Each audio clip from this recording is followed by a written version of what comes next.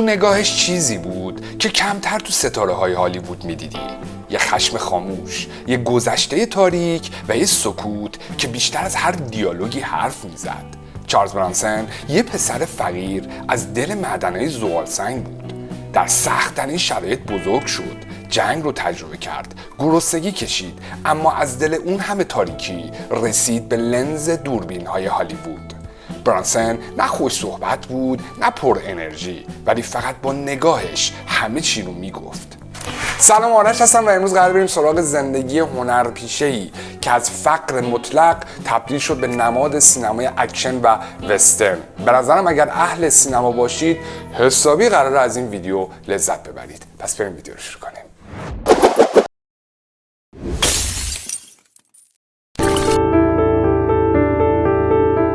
من چارلز برانسونم. البته اون موقع اسمم چارلز دنیس بوچینسکی بود. سال 1921 توی پنسیلوانیا به دنیا اومدم. پدرم معدنچی زغالسنگ بود و توی خانواده فقیر بزرگ شدم.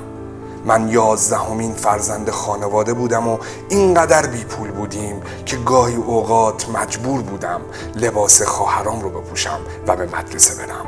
چارلز برانسون درباره دوران کودکیش گفته بود پدرم برای اینکه شپش‌های ما رو از بین ببره موهای سر هممون از ته می‌تراشید. ما بسیار فقیر بودیم و لباس‌هایی که می‌پوشیدیم همش از بقیه اعضای خانواده بهمون رسیده بود و چون بچه‌های بزرگتر از آقای چارلز برانسون اغلبشون دختر بودن، ایشون مجبور بود لباس‌های خواهراشو بپوشه و به مدرسه بره. و نکته دردناکتر اینه که آقای چارلز برانسون باید سریع برمیگشت خونه تا جوراباشو بده برادرش بپوشه و بره معدن و شروع به کار بکنه. سخته که بفهمی زندگی تو خونه‌ای با 15 بچه چجوری میگذره. بعضی وقتا حتی نون کافی برای خوردن نداشتیم. یادم وقتی 10 سالم بود پدرم مرد و مجبور شدم به عنوان یک کارگر معدن شروع به کار کنم و برای هر تن زغالسنگی که استخراج میکردم $1 گیرم میومد. اگرچه چارلز برانسون در دوران کودکیش توی معدن کار میکرد، اما اولین عضو خانواده بود که تونست دبیرستان رو به پایان برسونه. ایشون توی مصاحبه گفته بود هر وقت یه فیلمی درباره معدنکارها میبینم نگاه میکنم میبینم خیلی فضا رو پر زرق و برق ساختن، اما واقعیت با اون چیزی که توی فیلم ها نشون میدن خیلی متفاوته. یه روزی معلممون پرسید بزرگشی میخوای چی کاره بشی چارلز؟ گفتم مهم نیست میخوام چی کاره بشم، فقط نمیخوام مثل بابام بمیرم. میدونین چی جالبه؟ اینکه آقای برانسون که بعدها تبدیل شد به یکی از مردان خشن سینما، در دوران نوجوانیش یک آدم خجالتی و درونگرا بوده. با اینکه از کار معدن بیزار بودم، اما اون رو ادامه دادم تا اینکه نوبت به خدمت سربازیم رسید. وقتی جنگ شروع شد من هنوز هیچی نبودم، فقط یه جوون فقیر بودم با آرزوهای دور. اما جنگ کاری کرد که دیگه نفهمم آرزو یعنی چی.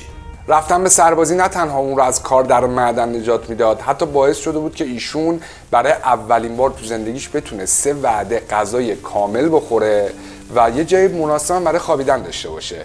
ایشون در مصاحبه‌ای درباره خدمتش در ارتش گفته بود برای اولین بار خوب میپوشیدم، خوب میخوردم و میتونستم زبان انگلیسیمو بهتر کنم. سال 1943 بود که وارد ارتش شدم و جنگ جهانی دوم هنوز تموم نشده بود. من تیربارچی یک بمب افکن بودم. هیچ کس باور نمی‌کنه ولی اون جنگ چیزی رو تو من عوض کرد.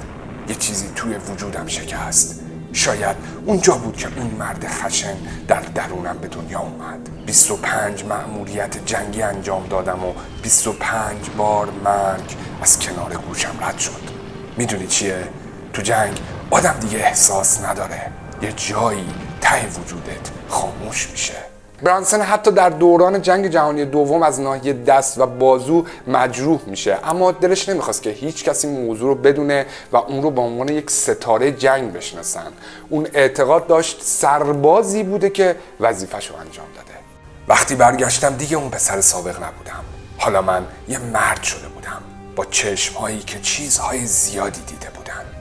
بعد از پایان جنگ به این فکر میکردم که آیا دوباره به معدن برگردم یا میتونم کار بهتری پیدا کنم. تو نیویورک بود که شروع به چیدن پیازها کردم و مدتی هم تو فیلادلفیا توی نونوایی کار میکردم.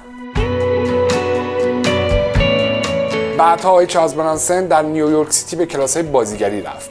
به گفته خود این هنرپیشه، ایشون بازیگر نشد که به شهرت برسه و امضا بده، بلکه بازیگری رو راهی برای رسیدن به پول زیاد میدونست. بعد از جنگ جهانی دوم رفتم سراغ هنر، نقاشی، طراحی، اما ته دلم میدونستم که باید جلوی دوربین باشم، نه پشت بوم نقاشی، و مسیرم افتاد به سمت هالیوود.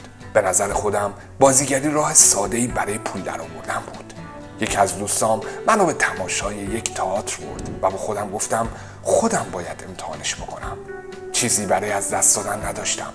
برای مدتی در نیویورک اینور و اونور میرفتم و مدتی هم در یک کمپانی در عرصه بورس کار میکردم و اصلا مطمئن نبودم که میخوام بازیگر بشم. نمیدونم چطور شد. شاید یک اتفاق بود یا شاید سرنوشت بالاخره یه لبخند کوچیک بهم زد و برای اولین بار توی تئاتر محلی یه نقش بهم دادن. همه چی از همونجا شروع شد. بعدش کم کم راه هالیوود برام باز شد. در سال 1951 اون در اولین فیلمش با نام الان در نیروی دریایی هستی نقش یک ملوان رو داشته. ایشون تا قبل از اینکه تبدیل به نماد سینمای اکشن بشه، تا دلتون بخواد نقش‌های سیاهی لشکر رو فری بازی کرده و خیلی تلاش کرده تا تبدیل به یک ستاره بشه. ایشون هر فیلمی که بهش پیشنهاد میشد و پول خوبی بهش میدادن سریع میرفت و بازی میکرد و به خاطر همین موضوع به کشورهای دیگه هم برای بازیگری سفر میکرد. اوایل کارم تلفظ اسمم برای تهیه کننده ها خیلی سخت بود. واسه همین مجبور شدم اسمم رو عوض کنم. اون موقع بود که چارلز برانسون متولد شد. یه اسم که بعدها واسه خودش یک افسانه شد. نقش‌های کوچیک تو سریال‌ها و فیلم‌های بی اهمیت شروع شد تا اینکه در دهه 60 همه چیز برای من تغییر کرد. در سال 1960 در فیلم هفت دلاور بازی کردم. در کنار یول براینر و استیو مکوین. من فقط یه بازیگر نبودم، من برانسون بودم. فیلم هفت دلاور اقتباسی بود از فیلم هفت سامورایی به کارگردانی آقای کوروساوا و داستانش هم درباره هفت تیرکش بود. هفت تیرکش ببین چقدر کار من سخته. داستانش درباره هفت تیرکش بود که اینها استخدام میشن که از یک دهکده در مقابل راهزنها دفاع بکنن. Squee! I'll tell you what. Don't shoot the gun. Take the gun like this and you use it like a club. All right? اونجا بود که فهمیدن منو نمیشه نادیده گرفت. حتی اگه تو نقش سوم یا چهارم باشم. حضورم تو قاب، سکوتم یه جور تأثیر خاص داشت. کسی نمیتونست نگاهش رو ازم برداره. طبق گفته های آقای ایلای والاک، همبازی ایشون در فیلم هفت دلاور، چارلز برانسون در طول فیلمبرداری همیشه تنها بود. ایشون برای بازی در این فیلم $50,000 دستمزد گرفت و هفت دلاور جز اون فیلم هایی بود که چارلز برانسون به خاطرش محبوبیت زیادی به دست آورد. سال 1962 بود که در فیلم بچه گالهات کنار یک ستاره بزرگ ظاهر شدم. الویس پرسلی، سلطان راکن رول. فیلم درباره یک پسر ساده دل بود که وارد دنیای خشن بوکس حرفه‌ای میشه. تو سال 1963 در فیلم فرار بزرگ در کنار استیو مکوین بازی کردم و نقش یک زندانی امریکایی رو داشتم که در زندانهای ارتش آلمان نازی اسیر شده و به همراه دوستانش میخوان از اونجا فرار کنن. سال 1967 بود که به هم پیشنهاد شد تو فیلم 12 مرد خبیث بازی کنم. منم این پیشنهاد رو قبول کردم.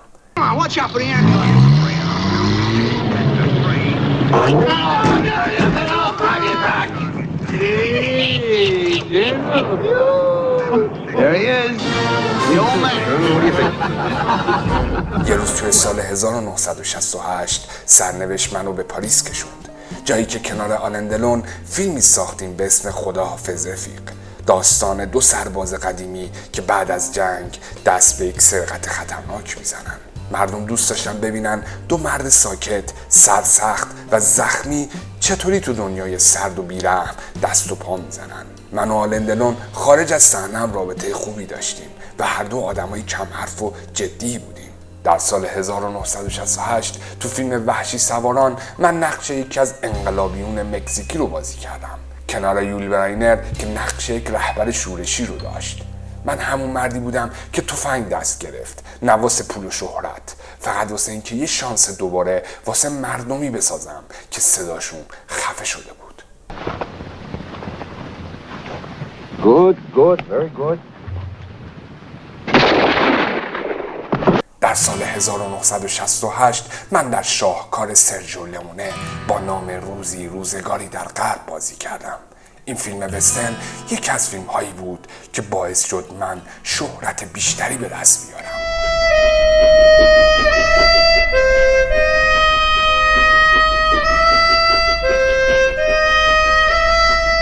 سرجیو لئونه به قدری جذب بازی آقای چارلز برانسون شده بود که توی یکی از مصاحبه‌اش گفته بود اون بهترین بازیگری بود که باش همکاری کردم و قرار بود در فیلم به خاطر چند دلار بیشتر نقش اول بده به آقای چارلز برانسون، ولی خب ایشون قبول نکرد و نقش به کلینت ایستوود رسید. How much? $1.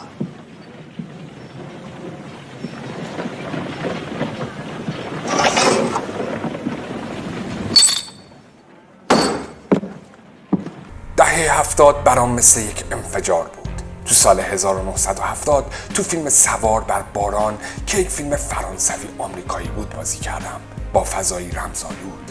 تو اون زمان منو تو اروپا بیشتر میشناختن و این فیلمم جایزه گلدن گلوب بهترین فیلم خارجی شد. سال 1971 بود که فیلم عرق سرد رو بازی کردم و برای اولین بار احساس کردم یک قهرمان واقعیم. Look at that. Come on. Here, amuse yourself and count that. You bastards! You can't leave me here! You تو سال 1971 تو فیلم آفتاب سرخ من تو پوست یک دزد قطار فرو رفتم. یه مرد تنها سرسخت که به اجبار کنار یک سامورایی قرار گرفت. دوتا آدم از دو دنیای کاملا متفاوت. من با اون نگاه یاغی غربیم و اون با افتخار و نظم ساموراییش. ما باید کنار هم یک مأموریت غیر ممکن رو انجام میدادیم. No, Ghosh. You keep it.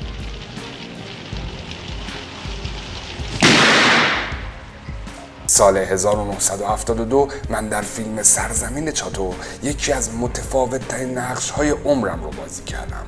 چاتو یک سرخپوست دورگه بود که علیه ظلم سفیدپوستان شورش میکنه. سرزمین چاتو فیلمی بود که چهره خشن و در عین حال مظلوم من رو به تصویر میکشید. I'm gonna bleed you, boy.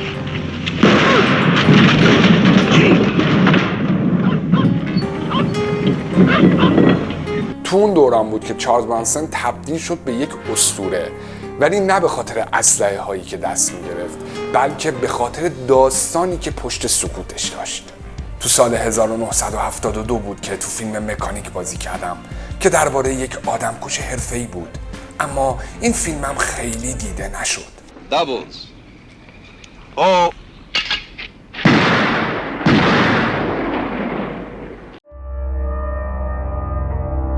سال 1974 بود که تو فیلم آرزوی مرگ بازی کردم. من نقش مردی رو داشتم که بعد از کشته شدن همسرش و تجاوز به دخترش به دنبال عدالت بود، اونم زمانی که قانون شکست خورده. اینجا دیگه برانسون یه بازیگر معمولی نبود و تبدیل شده بود به نماد عدالت. خیلی از منتقدا اعتقاد داشتن که این فیلم داره خشونت رو رواج میده، اما مردم چیز دیگه میدیدن، یه قهرمان خسته اما واقعی. پشت دوربین فقط یه بازیگر نبودم، داشتم قصه خیلی از مردای عادی رو میگفتم. کسی که وقتی عدالت از کار میفته خودش دست به کار میشه. زمانی که چارلز برانسون شروع به بازی در سری فیلم‌های آرزوی مرگ کرد، ایشون یکی از گرون قیمت ترین بازیگرهای دوران خودش بود و برای هر فیلم حدود $1 میلیون دستمزد میگرفت. I see the money, man. You'll have to take it.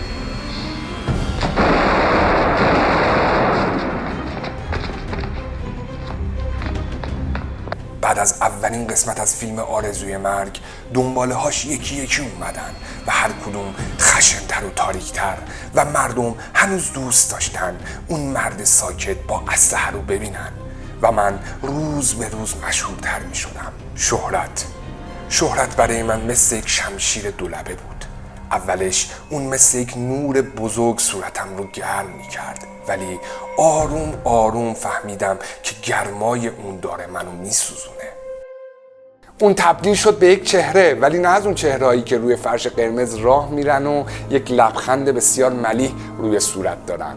اون چهره‌ای بود که وقتی وارد قاب میشد همه منتظر بودن ببینن کی قراره تاوان پس بده. توی سال 1975 در گذرگاه برکهارت نقش یک مرد مرموز رو داشتم، کسی که توی قطار زندونی بود ولی رازهای خیلی بزرگتری رو توی سینه داشت. ما داشتیم از دل کوههای برفی رد میشدیم. هر ایستگاه، هر تونل یه خطر تازه. That's not good enough, Marshal. Outside. I'm not a man of violence.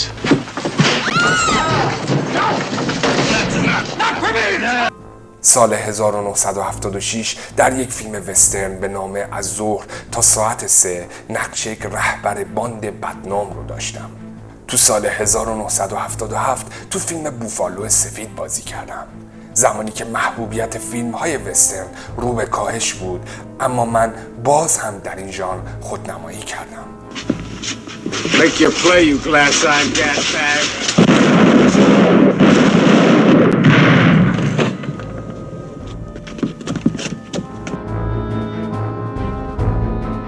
من آدمی نبودم که دنبال شهرت باشم. ترجیح میدادم توی کوه زندگی کنم تا فرش قرمز، ولی بعد از شهرتم دیگه نمیتونستم پنهون بمونم. همه جا از من میگفتن. یه بار یه طرفدار اومد سمتم و گفت تو به هم امید دادی، یادم دادی قوی باشم. اون لحظه فهمیدم بازیگری فقط فیلم بازی کردن نیست، یه جور مسئولیته. جالب بدونید که تو اون دوران آقای چارلز برانسون اینقدر محبوبیت داشته که یک خانوم که از طرفدارهاش بوده کل داراییشو که حدود $300,000 بوده رو همه رو تقدیم آقای چارلز برانسون میکنه. یه بار یه خبرنگار ازم پرسید چرا همیشه اینقدر جدی هستی؟ جواب دادم چون زندگی برای من شوخی نبود. وقتی از جنگ برگشتم دیگه اون پسر خجالتی پنسیلوانیا نبودم. خاطراتی داشتم که نمیتونستم با کسی تقسیم کنم. شاید واسه همین همیشه کمی مرموز بودم. چارلز برانسون خیلی دیر به شهرت رسید. اون درباره این موضوع گفته بود شاید بیش از حد صفات مردانه دارم. کسانی که بازیگران رو انتخاب میکنن بر اساس یک تصویر ایدئال اونها رو انتخاب میکنن و شاید من ایدئال اونها نبودم. همه فکر میکنن بازیگرها همیشه تو اوج میمونن، ولی من خوب میدونم یه جایی، یه لحظه همه چی آروم آروم کمرنگ میشه. دهه 80 و 90 برای من پر از فیلم بود، بعضی پرفروش، بعضی شکست خورده، اما یه چیز همیشه ثابت بود. من هنوز برای مردم چارلز برانسون بودم، همون مرد خشن، ساکت و جدی. ولی چیزی که باعث شد کار من تو این سبک و ژانر درخشان بشه این بود که همه مردم میتونستن با شخصیت من ارتباط برقرار کنن. یه آدم ساده، یه قانون شکن، ولی در عین حال میتونست احساسات واقعی داشته باشه. یه نکته‌ای که چارلز برانسون همیشه توی زندگی به اون پایبند بود صداقت و راستگویی بود و شاید همین موضوع بود که باعث شد اون در صنعت سینما ماندگار بشه. اون همیشه خودش بود، خود واقعیش. یه چیزی ته قلبم سنگینی میکرد. دیگه داشتم پیر میشدم، نه فقط تو ظاهر، توی دل و ذهنم. شاید هنوز جلوی دوربین وای میستادم ولی انرژی اون سالا رو نداشتم.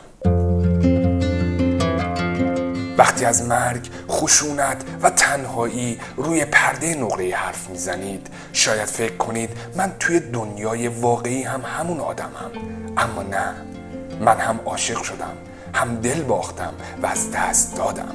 اولین بار در سال 1949 با دختری به نام هریت تندلر ازدواج کردم. رابطمون ساده بود، اما وقتی من وارد بازیگری شدم مسیر زندگیمون تغییر کرد و در نهایت از هم جدا شدیم. اما عشق واقعی من جیل آیلند بود، بازیگری با چهره معصوم و قلبی بزرگ. تو سال 1968 با جیل ازدواج کردم و از اون به بعد تقریبا توی همه فیلم ها کنارم بود. ما با هم زندگی ساختیم، با هم بچه بزرگ کردیم، با هم خندیدیم و با هم گریه کردیم. اما سرنوشت بی‌رحم‌تر از اونی بود که فکرش رو میکردم. در سال 1990 جیل در اثر سرطان سینه از دنیا رفت. اون روز انگار نصف وجودم رو با خودش برد. دیگه هیچ وقت اون آدم سابق نشدم. همیشه وقتی صحبت از برانسون میشه میگن مرد خشن سینما بود، اما وقتی درباره رابطش با جیل میخونی متوجه میشی که چقدر عشق و لطافت پشت اون چهره خشن و جدی وجود داشت. بعد از جیل من برای مدت طولانی تنها بودم، ولی سالها بعد با کیم ویکس ازدواج کردم. اون به من کمک کرد تا از غم عبور کنم. با هم موندیم تا آخر عمر. و آخرین فیلمی که آقای برانسون در اون نقش آفرینی کرد قسمت 5 فیلم آرزوی مرگ بود که در سال 1994 اکران شد. در نهایت بعد از چند دهه درخشش تصمیم گرفتم از دنیای سینما خداحافظی کنم. میدونی شاید خیلی ها منو فقط با یه قیافه عبوس و یه اسلحه توی دست به یاد بیارن، ولی اون چیزی که از من میمونه فقط فیلم هام نیست. من صدای نسلی بودم که سکوت کرده بود، یه قهرمان خسته، تلخ ولی واقعی. واقعا فکر میکنم که هیچ بازیگری به اندازه آقای برانسون تو این سبک تاثیرگذار نبوده. شاید خیلی هم معتقد باشن که نقشاش خیلی ساده بوده، اما در واقع اون یک فضای سینمایی خلق کرد. میراث من فقط فیلم هام نیست، اون حسیه که وقتی تماشاگر از سینما بیرون میاد هنوز تو سینه‌ش مونده. اون حس انتقام، اون خشم خفه شده. هیچ وقت نمیخواستم یه کابای معمولی باشم. اون چیزی که من به وسترن آوردم یه جور واقعیت خشن بود، یه دنیای بدون قهرمان‌های تر و تمیز. اگه به سینمای وسترن و فیلم‌های انتقامی علاقه‌مند باشید، به راحتی نمیتونید از کنار آقای چارلز برانسون رد بشید. ایشون مفهوم قهرمان ساکت ولی کشنده رو تعریف کرد. وقتی تفنگ دست میگرفتم قصه شروع میشد، نه با فریاد، نه با شعار، بلکه فقط با سکوت. آخرین سالهای عمرم شاید آرومترین بخش زندگیم بود. دیگه از سینما فاصله گرفته بودم. توی خونمون تو ورمانت صبحها با صدای پرنده ها بیدار می شدم. دیگه نه تفنگی بود نه تعقیب و گریزی، فقط من بودم و خاطراتم. یاد اون روزهایی افتادم که از معدن زغال سنگ می اومدم خونه با دستهایی خسته ولی پر امید. در سالهای آخر زندگی وضعیت سلامتی آقای چارلز برانسون بسیار وخیم شده بود. اون به آلزایمر دچار شده بود و در نهایت در سال 2003 و در سن 81 سالگی درگذشت. و این هنرپیشه رو در نزدیکی خونه روستاییش که با جیل آیلند به اونجا میرفت دفنش کردن. چارلز برانسون با اینکه هیچ وقت نتونست جایزه اسکار رو بگیره، ولی مورد ستایش و تحسین میلیون ها طرفدار و سینماگر بودش و این خودش بزرگترین افتخار بود. برانسون بارها و بارها در فهرست محبوب ترین بازیگران اکشن قرار گرفت و به عنوان یکی از 100 ستاره برتر مجله امپایر انتخاب شد. و جالب بدونید که تو دهه 70 برانسون لقب گرون قیمت ترین بازیگر مرد جهان رو داشت. خیلی ها فکر میکنن افتخار یعنی یک مجسمه طلا توی ویترینشون، ولی بعضی از آدما خودشون افتخار نسلشون هستن، مثل چارلز برانسون. شاید چارلز برانسون دیگه بین ما نباشه، ولی چهره اون، نگاهش و اون سکوت‌های کوبندش هنوز توی ذهنمون زنده است.